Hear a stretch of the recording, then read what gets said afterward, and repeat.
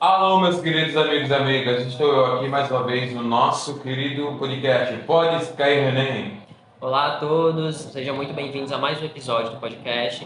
E aqui temos novos convidados. Eles são o professor de português dos terceiros anos, do Vanô, e o professor de filosofia, Marcos Pique.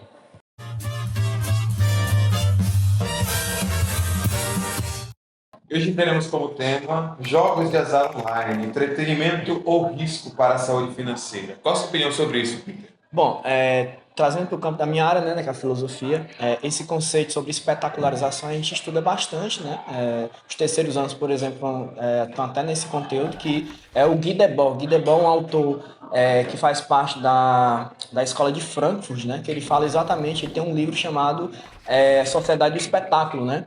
É claro que os jogos de azar é uma temática muito atual, né? Está sendo muito repercutido a nível nacional e tudo mais, sobre a regulamentação, sobre os riscos de jogar e tudo mais, né? Então, assim, trazendo para a área da filosofia, você tem uma grande espetacularização, né, desse tipo de jogo, né, na sociedade, que já está dizendo que são jogos de azar, são jogos que realmente já é o intuito de você perder para alguns lucrarem, né? E você tem toda uma espetacularização por detrás disso, né? Então, por exemplo, teve o caso da Virgínia Fonseca, né, recente, né, da CPI, em que você teve lá os deputados, senadores, né, pessoas do âmbito da política, né, que deveriam fiscalizar leis, criar leis e tudo mais, e estavam tirando fotos, né, com uma pessoa que estava sendo investigada com esse tipo de jogo, né? Então veja que teve um outro exemplo, né, recente, que foi o MC Pose, que foi preso por apologia ao crime e tudo mais. E você tem também uma espetacularização aí. Eu sei que o tema é jogos, mas veja o como ele foi abordado em casa, como é que ele foi levado para a delegacia, né, com a cabeça baixa, sem camisa, né? Que retrata também a nossa sociedade racista, né, uma sociedade colonial, né? Então, você tem dois pesos e duas medidas, né? Você tem uma mulher branca, Virgínia Fonseca, né, que espetaculariza esse discurso de jogos através da sua influência, né, no Instagram e tudo mais, e consegue atingir várias pessoas. Ela tem um tratamento específico, né, da justiça brasileira, né, enquanto outras pessoas têm outro tipo de tratamento bem diferentes. E tudo tem a ver com a espetacularização. Então você tem, por um lado, uma mulher branca que espetaculariza o seu discurso para ter lucro mesmo, e as pessoas vão lá, tiram fotos com ela, pedem dicas de como jogar, como é que funciona e tudo mais. Por outro lado, você tem uma pessoa negra, né, que foi também, tem um espetáculo envolvido ali, que é colocar o negro no seu devido lugar, né, cabeça baixa, sem camisa e sendo abordado ali sem nenhum escrúpulo, né. Enfim, eu acho que a nível de conceito a filosofia pode ajudar muito, né, mas é até importante que a gente veja isso também a nível de Enem, né, nível de redação, e até passando aqui para o meu colega Luvanor, para ver como é que a gente poderia utilizar conceitos como esse, né, de espetacularização na redação do Enem, né? Como é que a gente pode utilizar isso, né, Luvanor? Fica à vontade. Pronto. O Peter ele puxou muito para a filosofia, eu puxar um pouquinho para a linguística, né? A linguística textual, ele chama Mônica Magalhães, que ela estuda sobre os aspectos textuais. E toda interação social, independente de qual seja o nível, se ela é dentro ou fora da internet, são relações de construção textual. E aí a utilização dos jogos, né, também é uma construção textual. A pessoa que está jogando, ela está interagindo com a máquina, com o aparelho, com o dispositivo, com o aplicativo, e uma das características básicas sobre a relação entre indivíduo e texto é a ideia de estar compreendido e esclarecido todos os elementos que relacionam essa ligação. E aí, os jogos de azar, como o Peter bem falou, eles são problemáticos porque as relações formadas por esse texto nunca são claras, não é? O perdedor, ele sabe pelo próprio título que ele é sujeito a perder, mas ele não tem ciência de que isso é uma possibilidade válida. E aí, muitas vezes, ele está sujeito nesse meio, porque ele entra nessa realidade de interação com esse tipo textual, né, com esse tipo de aplicativo, dispositivo, e muitas vezes ele está sujeito sempre a perder, porque os elementos que constroem não estão bem esclarecidos. E aí, quem é que está sujeito a perder? A gente tem um elemento que está ligado a camadas sociais.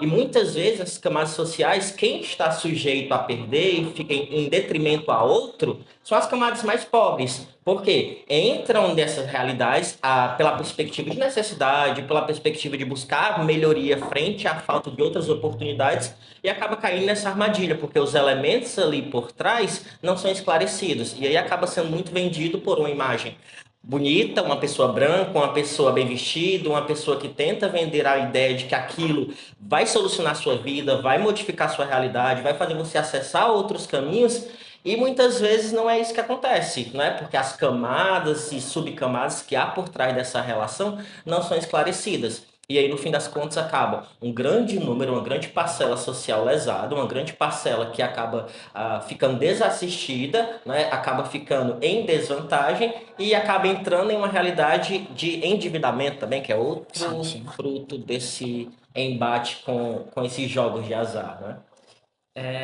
E eu achei muito pertinente a visão dos dois, entendeu? Eu desde já agradeço muito.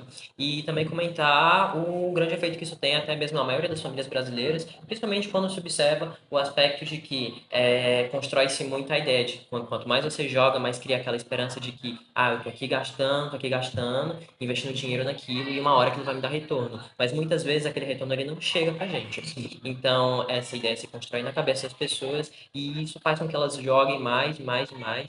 E quando a gente observa o aspecto, né, do espetáculo que o senhor falou e tudo, e esses influenciadores que não olham para as próprias atitudes e acabam influenciando mais pessoas a jogar, maior, consequentemente, vai ser o efeito desses jogos, né? Agora, eu também queria perguntar pro senhor, Luvano, o que o senhor acha que pode ser feito para mitigar esses efeitos, ou pelo menos para achar uma boa forma de eliminar eles? Se pode ser feito com uma regulamentação, enfim, alguma coisa nesse sentido. Eu acho que tudo aquilo que envolve ações sociais é sempre válido uma regulamentação, né? Porque a regulamentação ela cria normas, cria parâmetros e principalmente ela cria indivíduos que serão punidos caso descumpram algum desses elementos que a normatização impõe, né?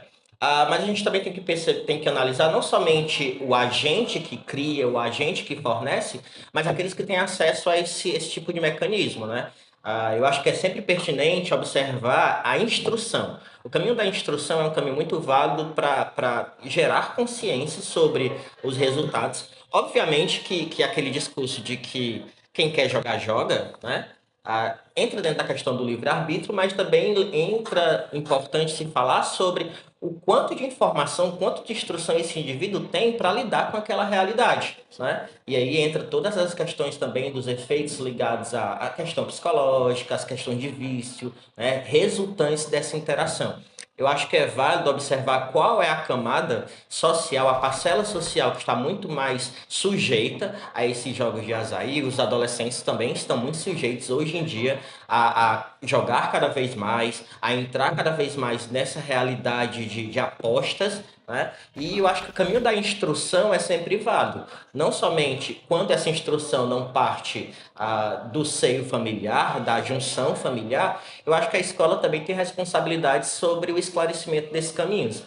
Porém, acaba sempre a ideia de embate de informações, porque quando a escola ela tenta veicular uma informação correta, veicular mudança de comportamento, né, o indivíduo, quanto aluno, muitas vezes ele não está aberto, não está sujeito a receber essa informação.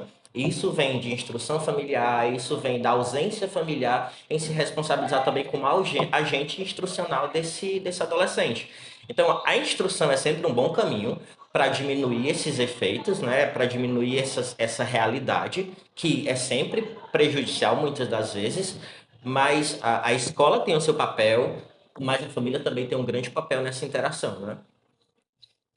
Peter, o senhor tem alguma coisa a acrescentar, comentar? Só para complementar, né, veja a questão do esclarecimento é muito importante, como o Luvanor colocou, né, mas o mais importante também é a questão social, né, onde o indivíduo está inserido no seu contexto, né. Então, vejam, por exemplo, né, Enem atualidades, né, então, atualmente a gente teve um grande debate a respeito sobre regulamentação, né, a gente ainda está tendo esse debate ainda, teve a questão da CPI, das bets e tudo mais, mas esse debate ainda está ganhando muito corpo ainda na sociedade. Veja, por exemplo, que a gente tem plataformas de redes sociais, como, por exemplo, Telegram, né? Que ainda não tem a sua, ser 100% regulamentado. Lá você tem várias perversidades, né? Então você tem pornografia infantil, você tem muitos jogos de azar, né? Você tem links para jogos, né? Então eu não sei se acompanharam, mas teve o caso da Virginia Fonseca em que ela foi interrogada, né, a respeito exatamente disso, de uma conta demo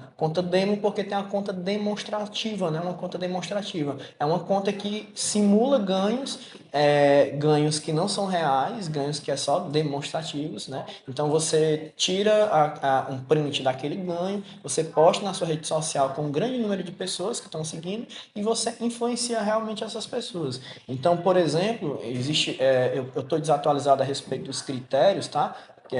Mas quem tiver interesse, tem alguns critérios agora em relação ao Bolsa Família já foram colocados, né? E um desses critérios é não jogar nesses jogos de azar, né? Porque você pode, inclusive, perder o seu benefício, né? E por que exatamente quem está mais vulnerável, quem está mais à mercê de jogar um jogo desse é exatamente pessoas que estão em condições sociais bem vulneráveis.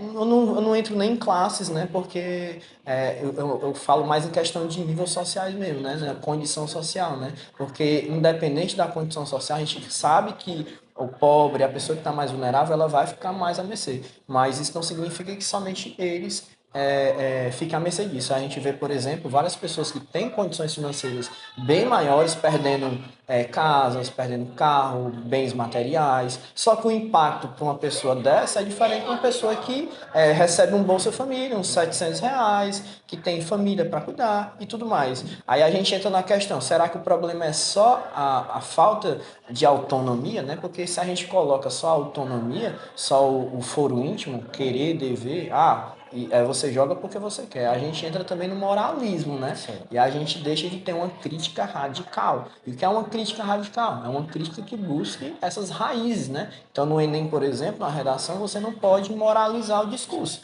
Você não pode, por exemplo, dizer que o problema é porque a pessoa quer jogar, né? O problema não é esse, isso é a parte moral da coisa, né? É o contexto em que ela está inserida, é o porquê que ela joga, né? Veja que, por exemplo, a gente tem uma sociedade cada vez mais doente. A gente tem os jovens cada vez mais narcotizados, que utilizam psicotrópicos e tudo mais. Isso se deve ao quê? À ideia muito implantada de progresso, à ideia de virtude, que você tem que alcançar essa felicidade e tudo mais. Que, inclusive, esses influenciadores, como a Virginia Fonseca, se utilizam muito desse tipo de linguagem. Você vai conseguir, você vai prosperar.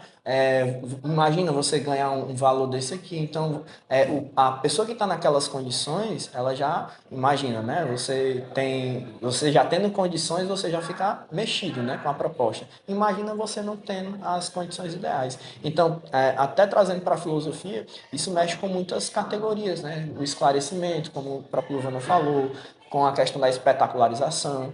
Enfim, são várias coisas embutidas nesse tema, né? Muito interessante as que vocês colocaram aí.